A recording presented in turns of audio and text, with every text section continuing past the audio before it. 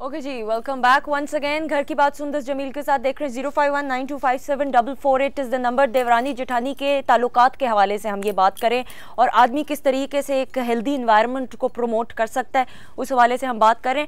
आप 05192574448 पे कॉल कर सकते हैं। अच्छा, बच्चों के हवाले से जब कल को बच्चे, आजम साहब मैं आपसे बात करूँगी पहले, सबसे पहले यही बात है, जब पहले आपकी शादी हुई तो एक नए रिश्ते में आप बंधे, बच्चे जब पैदा हुए तो क्या फीलिंग्स क्या थी आपकी? फीलिंग ये थी कि मुझसे बड़े भाई की एक छोटी बेटी थी, ठीक है, मुझे सबसे प्यारी लगती थी, ठीक है, ठीक है।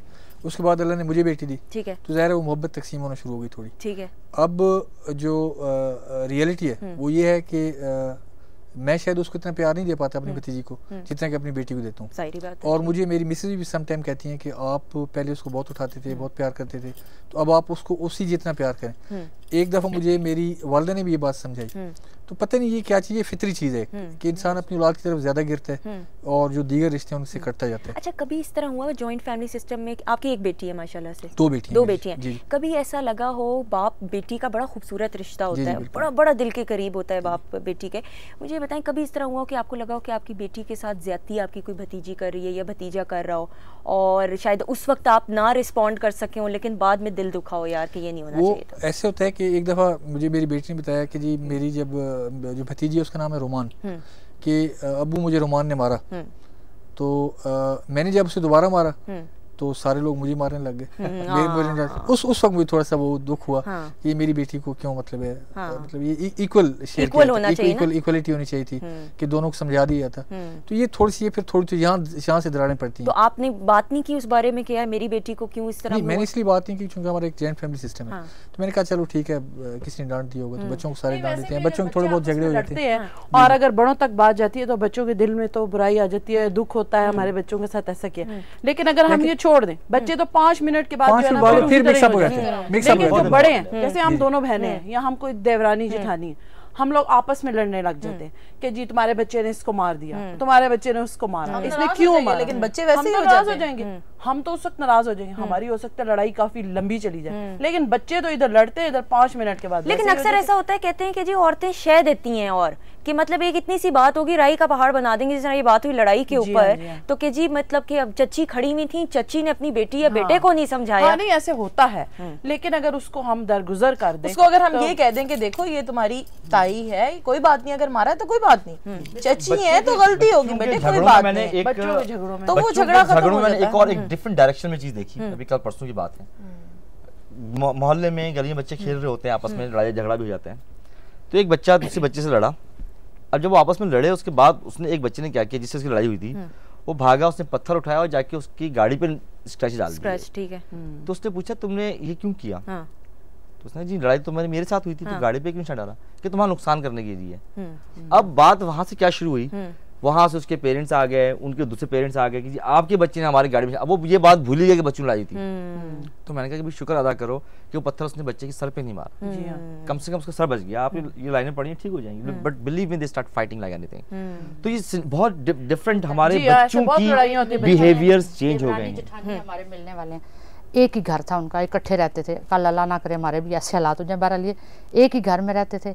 बाद में आहिस्ता आहिस्ता बच्चे हुए ना, जब पहले तो बहुत सलूक था, बड़ा एक ही खाना पकता सारा कुछ, बाद में दीवार आ गई, ठीक है। सेन में उन्होंने, जैसे पिंडी के मोहल्ले होते हैं, घर होते हैं, उन्होंने दीवार में एक दरवाज़ा रखा, ठीक है, कि उससे आना जाना रहे।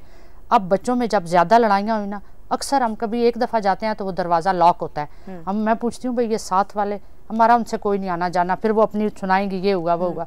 कभी जाते हैं तो खुला हुआ होता है, जब मतलब कभी उनकी अच्छे हालात होते हैं, दरवाजा खुल जाता है, मतलब अच्छे हालात है। जब लॉक होता है मुझे समझ आ जाता है देवरानी की आपस में।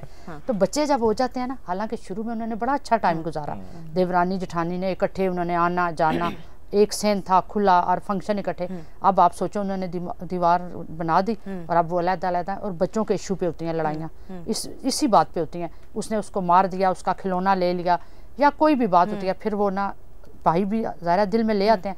बहुत सारे घर में मैंने उसमें बड़े इन्वॉल्व हो जाते हैं ना, इसलिए ऐसा होता है। अगर बड़े इस बात को जो है ना अपनी जिम्मेदारी समझे और बच्चों को समझाएं, तो मेरा नहीं ख्याल के जो है ना वो बच्चे, लेकिन ऐसा होता नहीं है, बड़े बीच में इन्वॉल्व हो जाते हैं, जब बड़े लेकिन हो जाते हैं। अच्छा देखो सुंदर, बड़े ना भी हों, एक और फैमिली है हमारी, मेरे अपने चचा थे, इतने वो उन्होंने अच्छा शौक से घर बनाया, और 2 ही उनके बेटे थे।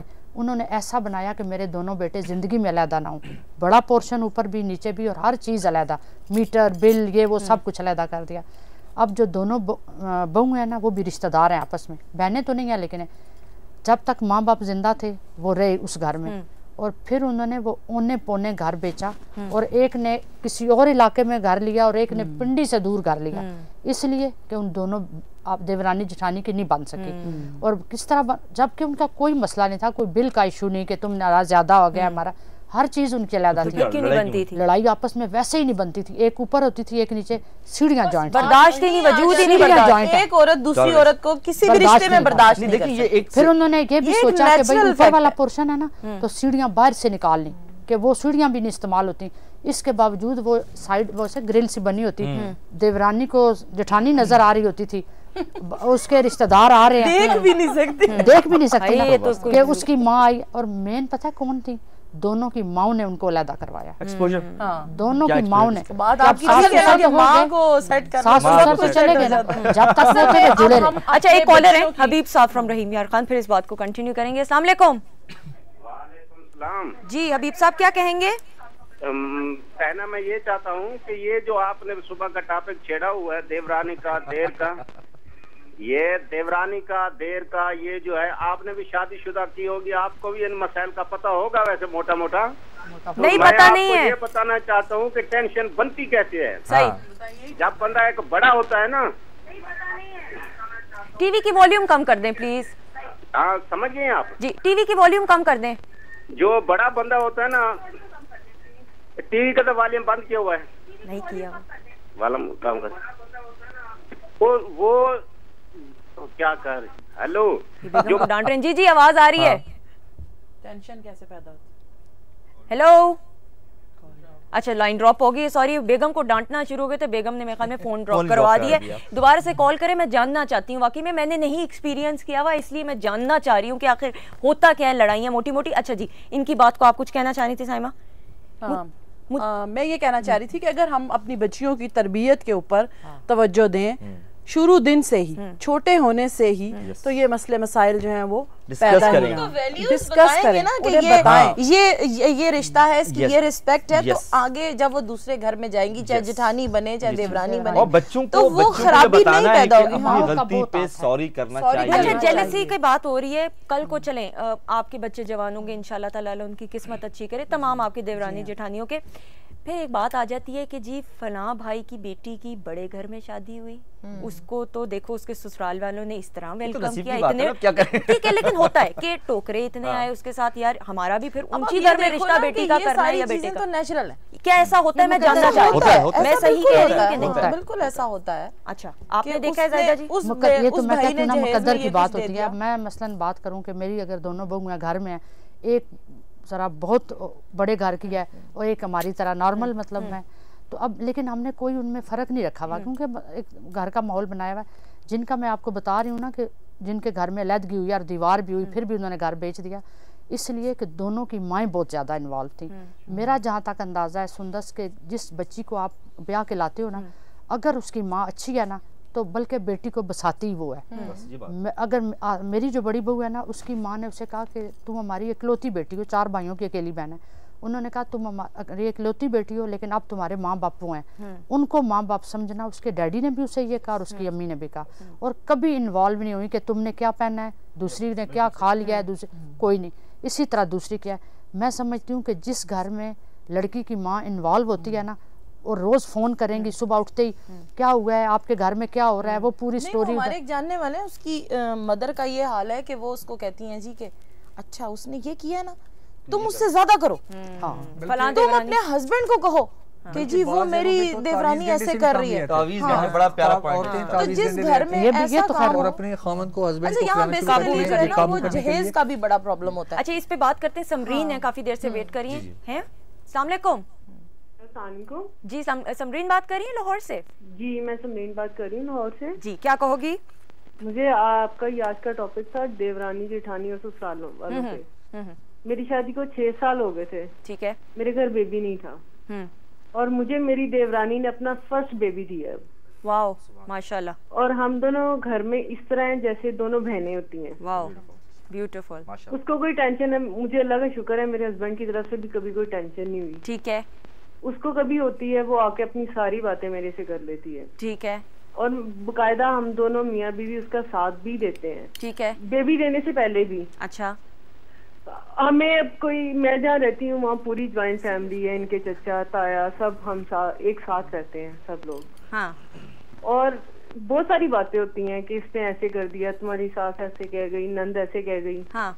मैं सबको एक ही बात बोलती हूँ, कहने दो, करने दो, मुझे कोई टेंशन नहीं है। अच्छा, कहते हैं कि एक फॉर्मूला होता है कि सुनो सबकी, करो अपनी। आप इस फॉर्मूले पे करती हो अप्लाई? मैं बस अपना काम करती हूँ, अपनी मस्ती में रहती हूँ। हाँ। ठीक है, जिसको जो कहना कह दे। सही सही। एक आध दफा अगर किसी के कहने सुनने पे किया भी है, उल्टा मैंने हुई मुंह की खाई है। हाँ, ये बहुत बड़ी बात है। तुमने ऐसे किया होगा इसीलिए ऐसे हुआ।